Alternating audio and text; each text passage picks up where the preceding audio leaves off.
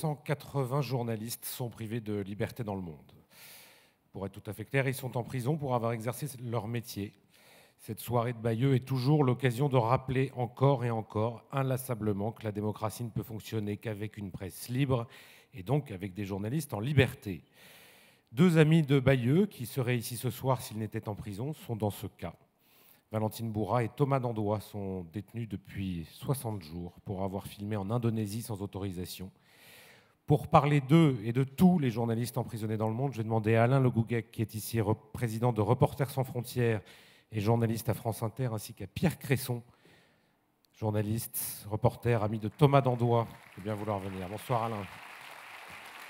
Bonsoir Pierre. Alain, l'année 2014, j'allais dire malheureusement toujours une très mauvaise année pour la liberté de la presse. Oui, c'est une très mauvaise année. 2013 n'avait pas été une année très encourageante non plus, puisque le nombre des enlèvements dans le monde de journalistes avait augmenté de 129%. Phénomène très important, évidemment, avec, on vient d'évoquer l'assassinat de James Foley et de Steven Sotloff. Des assassinats de journalistes, il vient d'y en avoir un vendredi d'un journaliste irakien par le groupe État islamique.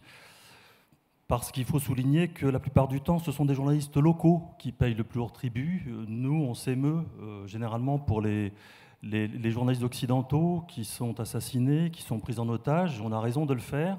Mais il y a tous ces journalistes locaux, on évoquait les fixeurs tout à l'heure, et il est important de venir à leur secours et de dire ce qui leur arrive, dénoncer ça. Les chiffres sont très alarmants, encore une fois. Les chiffres sont alarmants, évidemment, mais on s'intéresse à la Syrie, on s'intéresse à l'Ukraine, on s'intéresse à l'Irak, à la Centrafrique un peu moins, hélas, mais on pourrait s'intéresser au Mexique, par exemple, aux pays d'Amérique latine. C'est énorme, le nombre de journalistes tués au Mexique. Pourtant, c'est un pays qui n'est officiellement pas en guerre. Mais il y a des guerres entre narcotrafiquants, avec des policiers corrompus, parfois des édiles corrompus également. Et au milieu de tout ça, des journalistes qui essaient de faire leur métier.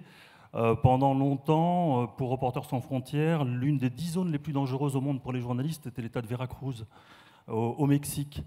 Les journalistes qui tentent d'enquêter, de savoir ce qui se passe, disparaissent quelquefois, on ne les retrouve même pas, ou on retrouve leur tête quelque part, parce que là-bas aussi, comme en Syrie, comme en Irak, eh bien, on égorge, on décapite. Voilà. Et ça, on le sait beaucoup moins, parce que les narcotrafiquants, eux, ne font pas leur publicité sur Internet, comme le font les gens du groupe État islamique. Ils n'ont pas besoin de ça, tout ce qu'ils veulent, c'est qu'on ne parle pas d'eux. Ben c'est bien que Reporters sans frontières en parle. Et je tiens à préciser que la correspondante d'RSF au Mexique est actuellement menacée de mort. Merci Alain. Pierre, Thomas et Valentine sont donc détenus en Indonésie, sont des amis du prix Bayeux aussi. Est-ce que vous avez des nouvelles récentes? Oui, nous avons des nouvelles régulièrement.